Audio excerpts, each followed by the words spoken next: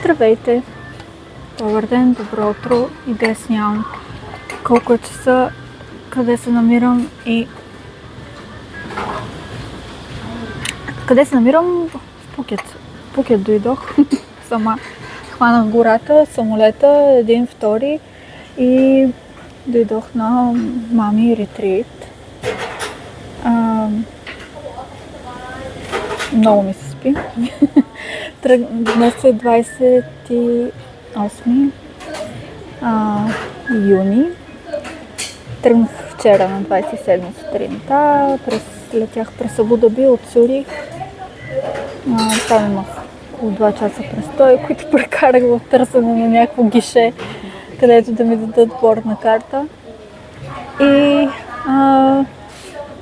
И така, пристигнах тук-що, преди 2 часа. 8 нещо на сутринта тук-що време кацна самолета. Полета беше сравнително спокоен, не съм спала много. Гледах някакви филми. Имаше 6 епизода на приятели. Изгледах ги по 2 пъти. Един път в първия самолет и втория път в другия. И после от летището до тук, до хотела, в който ще съм, пътувах около 1 час и нещо. И толкова ми се спеше. И да, първо ви кажа какво правя тук и после ще ви разкажа някакви впечатления от Пукет. Първи, така от шътъла от хотела. Дойдох на йога ретрит. Ще правя йога, медитация, някакъв детокс. Ще има чакра занимания. Днес ще има мандала занимания, но аз ще ги изпусна, за съжаление. И така. Да съм дошла така да си отворя малко чакрите, да се свържа малко със себе си, да остана сама и да се запозная отново със себе си, да видя какво е останало от рая. И така малко да се облегам само. Да видим какво е останало от рая. Съм страшно благодарна на мъжа ми, че ме подкрепи в това начинание. Даже ме убеждаваше, чакайте ще се сложа очилата. Даже ме убеждаваше супер много време и аз му викам, добре, но за как може да искаш да дойда, да те оставя сама с децата? И той, не бе, върви. Аз го убеждавах да не ме убеждава. Аз го убеждавах, че не трябва да ходя. Но няколко пъти споменах, че имам някакви здравословни причини и заради тях съм тук, защото съм решила вместо да поемам по някакви доста радикални пътища, радикални методи, да пробвам първо всичко останало. Тук да дам един дисклеймър, нямам някакви диагнози категорични, с съмнения за някакви неща. И реших да пробвам всичко, което усещам за правилно, като смяна на диетата, повече движение, сега смяна малко на средата, смяна на положението в главата, за да си дам възможност за един рестарт. На психически най-вече рестарт. Защото последните 6 години, в които бях два пъти казвам бременна, всъщност съм била 3 пъти бременна, но това ще е история за друго видео. Но как и да няма драма там, но когато съм била бременна няколко пъти, раждала, кърмила, много се изтощих, много изгубих себе си и определено имам нужда да се свържа в момента със себе си и психически много се натоварих, което не е защото майчинството е толкова трудно, то е трудно. Майчинството, родителството е най-трудната работа на света. Ами защото просто моята психика по такъв начин работи и по такъв начин се справя с стреса. И от тази гледна точка реших, че трябва да направя един генерален рестарт с едно такова радикално действие, като това да сменя средата. 5 дена съм тук, общо заедно с Ето днеска пристигам първи ден и деня, в който тръгвам е пети ден, така че 4 нощи ще съм тук. И не знам на какво приличам, честно казвам, ако приличам на сдъвкана изплюта, това защото съм буквално ме сдъвка. 2 самолета ме сдъвкаха и ме изплюха. Не се оплаквам, беше приятно, беше гладко пътуване, за което съм много щастлива, защото аз по дефолт много се притеснявам така по време на пътувания. Та дойде да си направя, колко пъти казах, рестарт. И исках да направя нещо голямо, исках да направя нещо, което тотално да ме изкара от зоната ми на комфорт и тотално да се стресирам по най-приятния начин, по най-приятната причина и надявам се това да отключи в мен на желаните промени. Защото няма значение реално какво ни се случва в живота. Единственото, което има значение е как ние го приемаме и как реагираме на това, което се случва. След 10 минути ще ме настанят в стая и малко ще си почина, умирам за душ. И днес ще имам някаква консултация и вечеря и сок. Не знам, някаква програма има. И сега ще отида, ще преговарям с матката да ме включат в мандала нещата. Но ще снимам естествено. Тук съм за себе си, тук съм за да споделя и с вас и да запазя и тези спомени по този начин и за себе си. И ще се радвам, ако някой от вас му е полезно. Ето и стаята. Тук е банята. Аз още не съм разглеждала, сега заедно ще разгледаме. Не знам защо изглежда червено на... Ето и рошевата жена. Тук има гардероб. Пейка.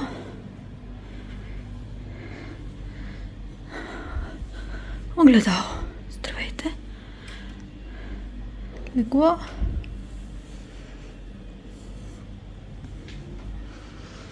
Масичка, бюро. И това, за което сме дошли.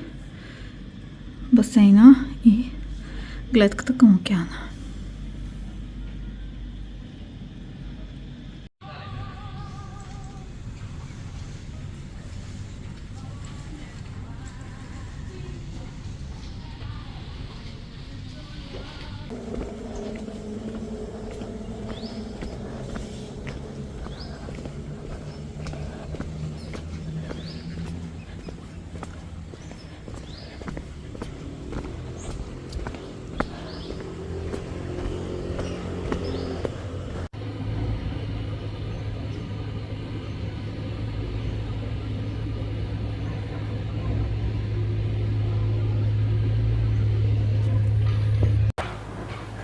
Здравейте!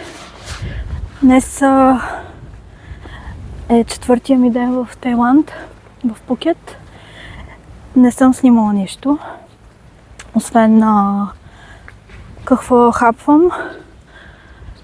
Просто преживяването стана много интимно и не го усещах като нещо, което искам да споделя или което искам да вложа някаква техника, за да изпитам, за да запомня по-скоро.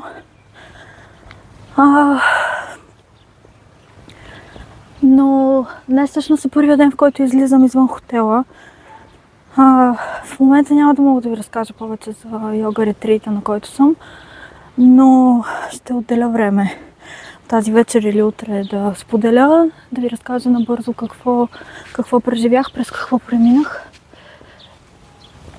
Сега, както казах, ще излизам за първи път.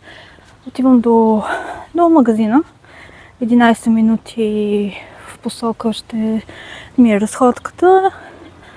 И след това в 3 часа, в момента е 2 без нещо. В 3 часа имам отново занимания. Но както казах, за тях по-късно. То сега си правя на първата разходка. След 4 дена, утре си тръгвам. Вечерта ми е полета. И всъщност ще имам горе-долу цял ден тук. Занимания ще имам сутринта йога. И в общи линии това е, другото ще е свободен ден. И ще ви разкажа утре вече какво се случва с мен. Какво правя тук. Какво правих тук. Постигнах ли това, за което дойдох. И да.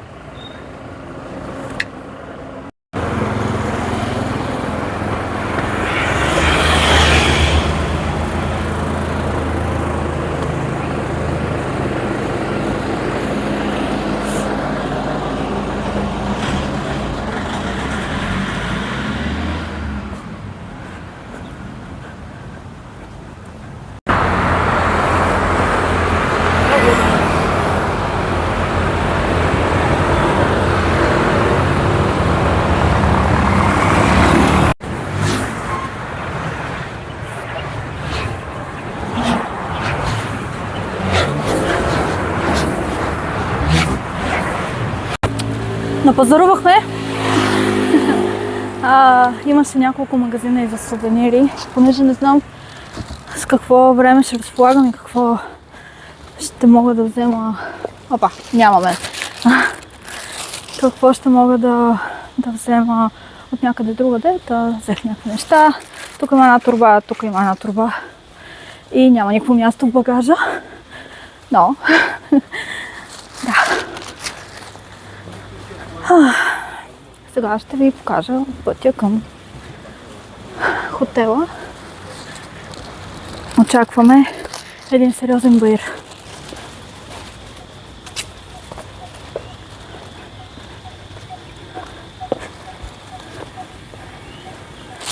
Майче пътя към хотела беше друг. Връщам се да го търся. Нямам интернет, нямам навигация и сигурно много шум като турбичката. Извинявам се за което.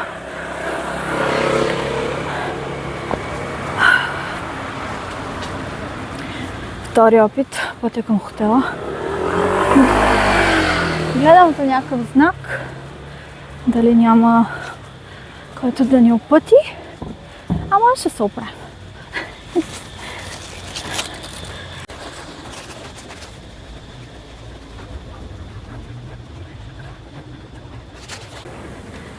Мисля, че дойдох от тази пътечка, така че ще се опитам да се върна по нея. Да, определено минах от тук.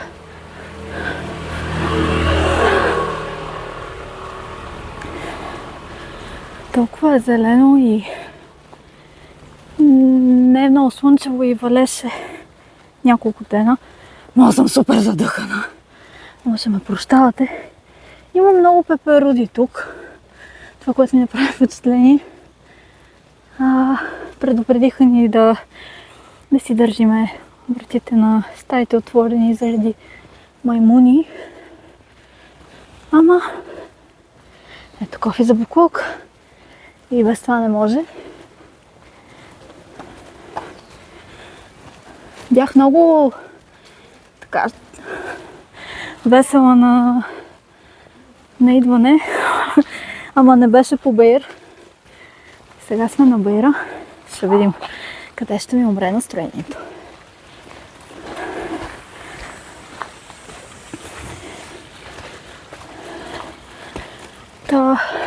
За сега това, което съм видяла от Пукет, е нещо такова като условия, като вид къщи.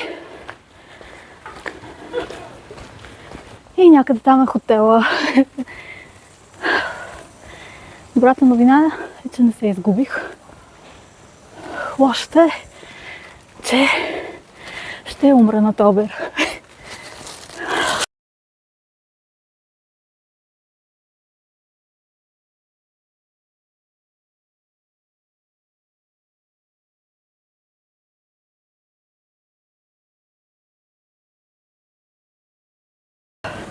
Нямам дъх, не искам да ви кажа, че това е хотела.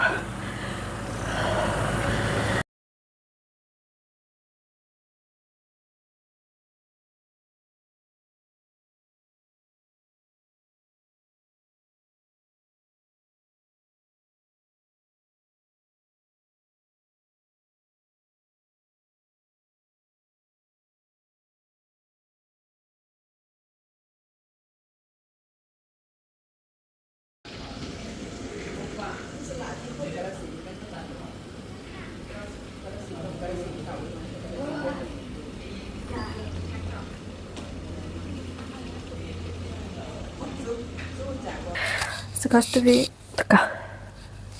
Сега ще ви разкажа малко повече за ретрита, как мина, какво правих, какво се случи през последните 4 дена. Вече казах, утре ми е последния ден и ще ви кажа как ще протече и той горе-долу. Аз дойдох в петък. Програмата за петък включваше за мен вечерна йога и консултация с мениджър на хотела, с който да обсъдим защо съм тук, какво очаквам от престоя си тук. И йогата беше много приятна. Аз правя йога вкъщи, някаква YouTube йога. За първи път обаче правя йога с други хора в клас, с реален инструктор, който може да ме види, да коригира позата ми и доста по-мотивиращо по този начин и определено имаше съвсем друг ефект върху мен. Нещо, което тук ще запиша сега и за себе си.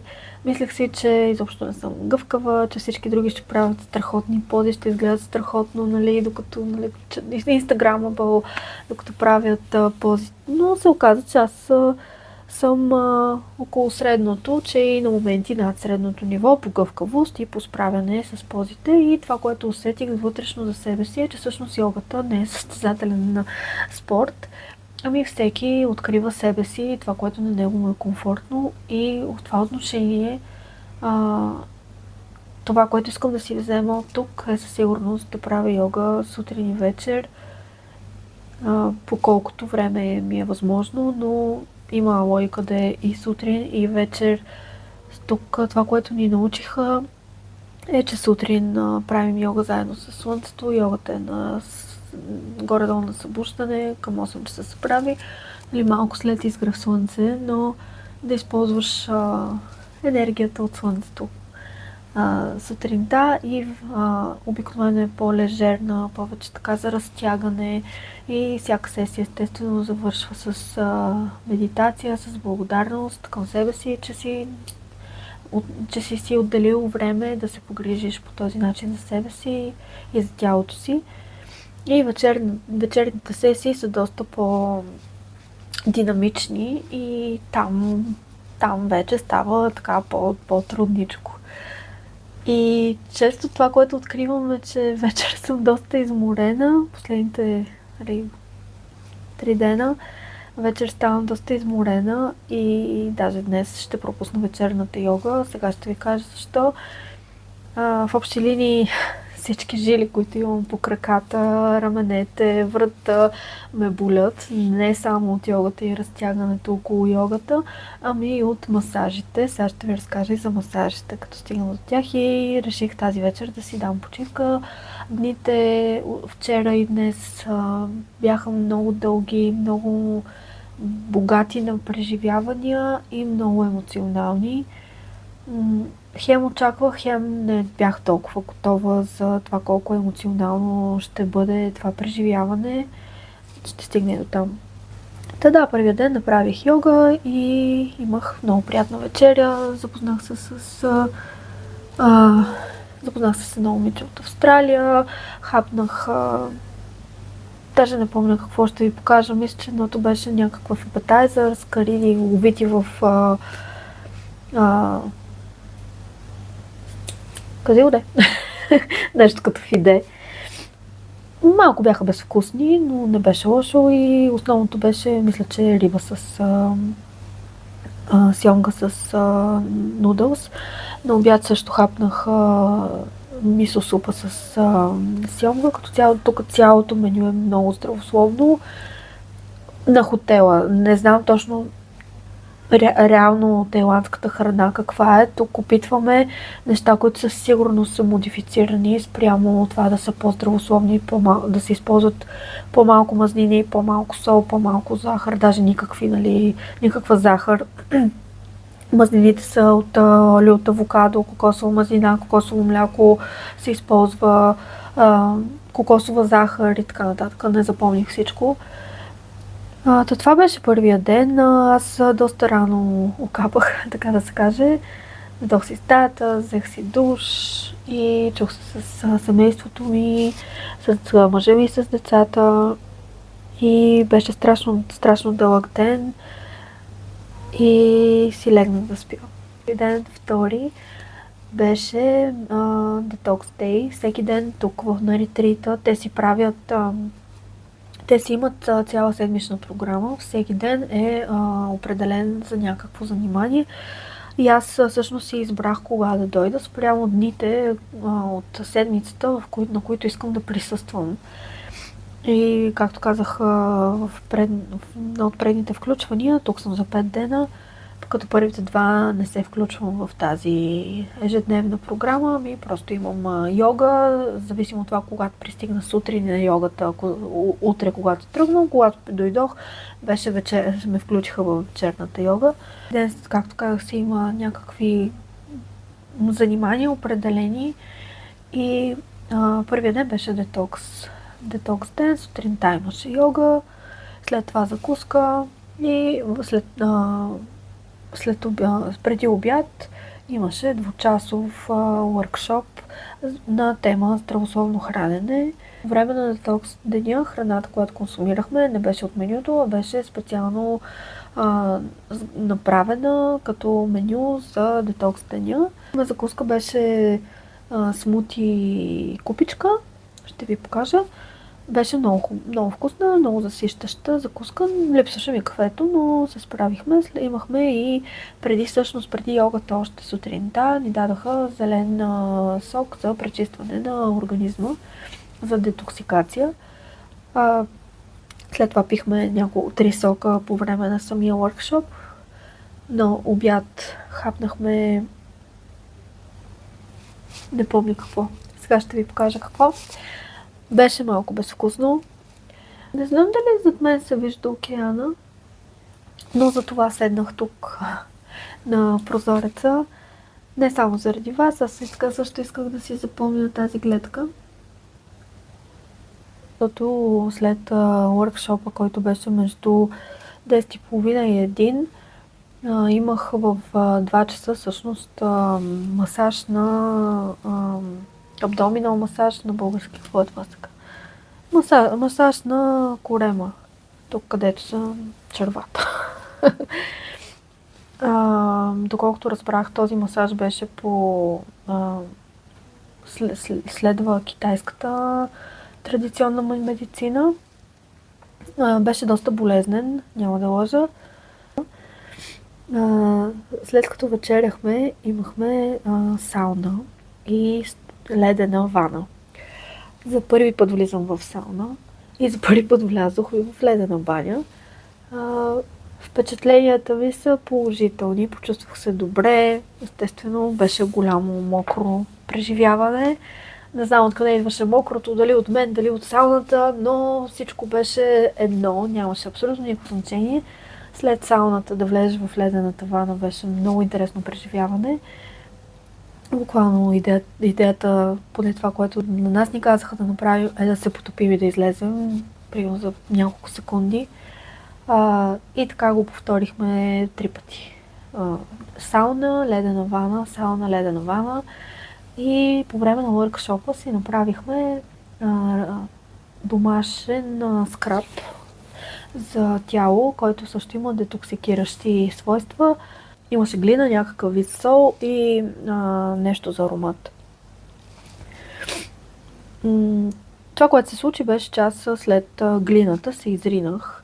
Явно нещо не ми понесе в този скраб и този детокс. Идеята беше да детоксикира и кожата и заедно с сауната и ледената вана, нали, да излязат максимално много токсини от тялото през кожата. Другия ефект от сауната беше, че на следващия ден се събудих с болно гърло, дращане в гърлото, кашлица, спушен нос, хрема, главоболие и трябваше да пропусна сутрешната йога, защото се чувствах много зле. Това беше вчера, в събота. Събота беше ден 3 за мен, ден за а, енергийно energy healing, енергийно оздравяване.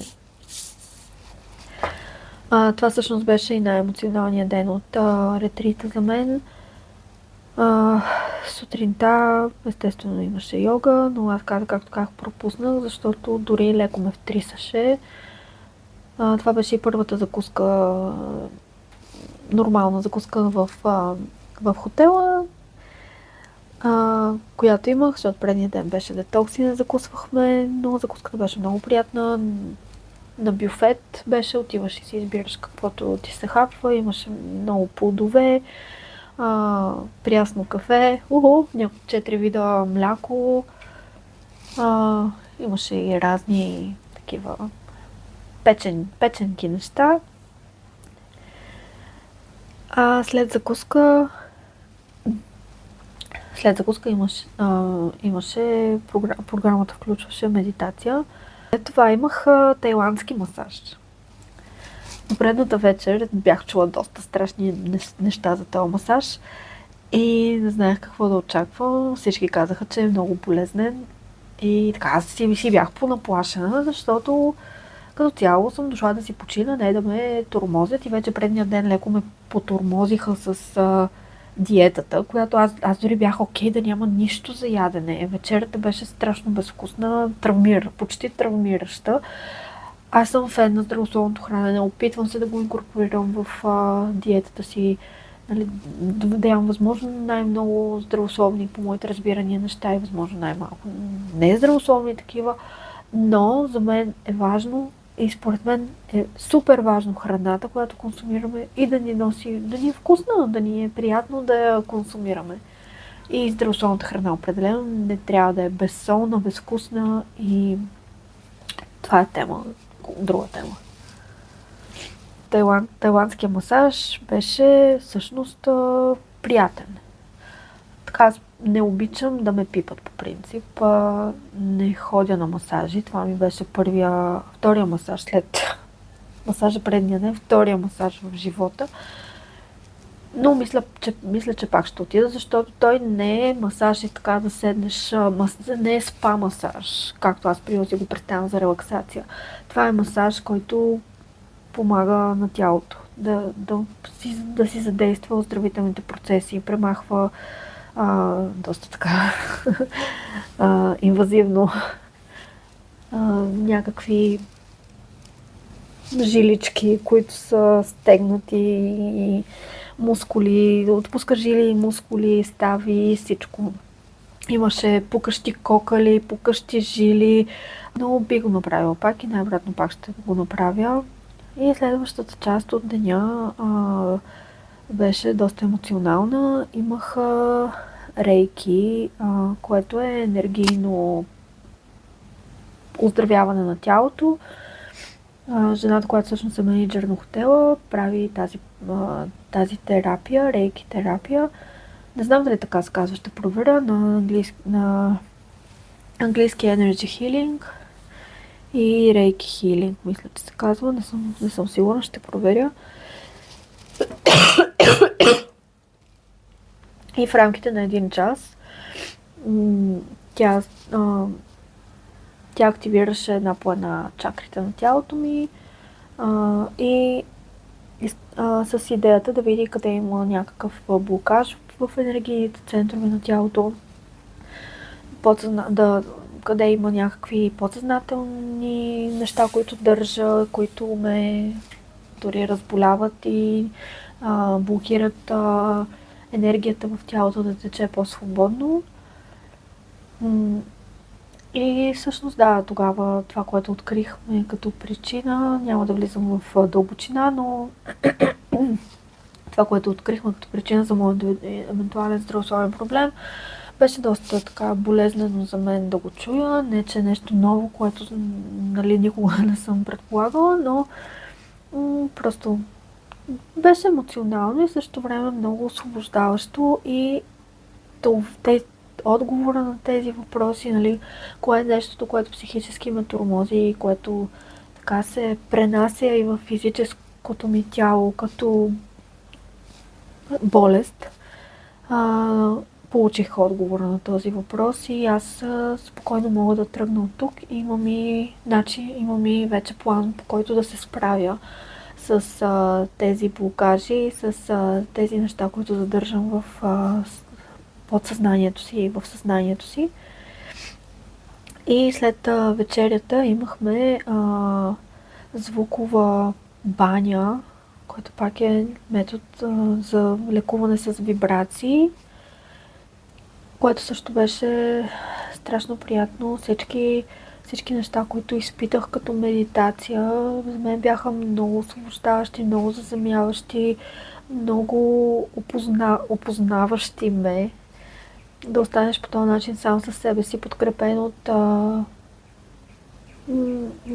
воден от инструктора, подкрепен с звуци, с музика, с тези чакра купи, които използват за пресъздаване на конкретни звуци с конкретна вибрация, за да могат които отговарят на определените енергийни центрове в тялото. Гласа ми още не е добре, но това ще е гласа, друг нямаме. За това беше също много приятно и аз се чувствам доста различно след вчера и днес. Днес имахме чакра ден, т.е. говорихме изцяло за енергийните центрове. Сутринта имаше тип лекция за енергийните центрове, коя чакра за какво служи, за какво отговаря при някакъв дисбаланс, на какво, върху какво може да афектира. И след това имаше обяд и аз се разходих до града и ви показах къде отивам. Отидах до магазина, накупих някакви неща за вкъщи, като подаръчета за спомен. Качих един много сериозен баир. И след това имаше медитация за активиране на чакрите. Изпих едно смути и ето мена, както казах, пропускам тази вечер медитацията, защото се чувствам доста емоционално изморена и тук съм, за да следвам себе си и да съм... Не да се обвинявам сега, ти що си платила, пък не си отишла на йогата. Не, просто да си кажа, окей, изморена съм, това ми е четвърти ден. Вчера цял ден бях с нещо като температура, втрисане. Днес съм доста по-добре, но тялото ми има нужда от почивка. Мина през много стрес, през детокс, през йога, доста интензивно. Медитации, емоционални моменти и много съм благодарна на себе си първо. Най-вече, че си го позволих това преживяване, да си го позволя да ми се случи, да позволя да приема този вид помощ, да си я дам, да я получа, да дойде тук първо от страна на мъжа ми, той по този начин се погрижи за мен и аз по този начин се погрижа за себе си, за емоционалното си и физическо здраве. И през цялото време изпитвах толкова огромна благодарност и за всички хора, на които се доверих да се погрижат също за мен. Защото и в такива едни преживявания, като този ретрит, има някакъв момент, в който трябва да си слаб и да се пуснеш контрола и да се оставиш някой да се погрижи за теб. Някой да знае по-добре от теб, кое може да е нещо, което ще е добре за тялото ти, за съзнанието ти, за душата ти. Тук имаше 10 на 15 жени, момичета, които бяха дошли сами, както мен. И те постоянно се сменяха. Всеки ден някой си тръгваше, друг идваше. Но беше много интересно преживяване да се запознаеш с толкова различни хора, с толкова различни животи, идват от целия свят, с толкова интересни съдби, интересни професии, интересен начин на мислене. Отдавна не ми се беше случвало да се запозная с толкова много хора и мисля, че това също много ме обогати. Успях да се откъсна от живота си, от средата си и да видя и да разширя съзнанието си, да разширя представата си за света и за моето място в него.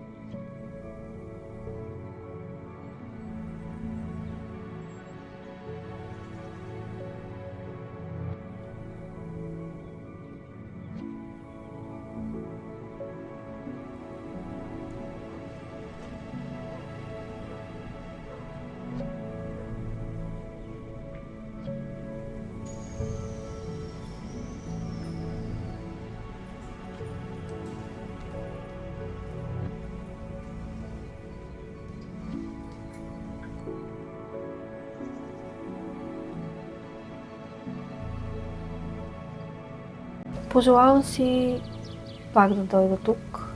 Дали на това място същото или на някакво различно място, но пожелавам си отново да си позволя такова преживяване, защото това е нещо, което само може да се надгражда и то си няма край. Това надграждане, човек винаги има върху какво да работи, върху себе си, защото ако няма върху какво да работи, значи сме тръгнали за едно друго място. Много ми липсва семейството ми, децата и мъжа ми много ми липсват, но изключих тези емоции и просто останах със себе си. Да опозная себе си, да видя себе си и да си позволя да се погрижа за себе си без странични шумове, така да се каже. Това, което се случи с мен е, че аз осъзнах, че първо от една страна е огромен шамар, свързан с здравето ми.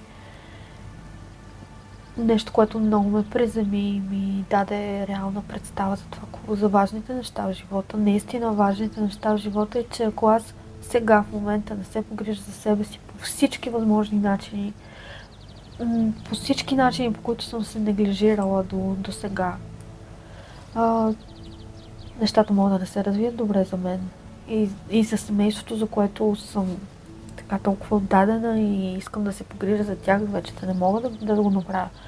И от тази гледна точка, първото нещо, което трябва да направя, е да се погрижа за себе си. И това важи за всички ни. Защото ако не се погрижим за себе си и ние не сме добре, и ако ни няма никакво значение за какво си мислим, че трябва да се грижим преди нас си. Защото ако не се погрижим за себе си и не дадем първо на себе си, няма откъде да даваме после на другите. И аз това, което се случи е, че аз се заредих за 6 години, в които неглижирах себе си много сериозно. И то не само физически, не става дума само за физическа почивка, психически не си давах право да си почина. Смятах, че не заслужавам да си почивам. Хората гледат по 5 деца наведнъж и ходят на работа, домовете им светят сготвено и изчистено, мъжа изгладен, децата изкъпани, спретнати и не мрънкат и се справят всичко.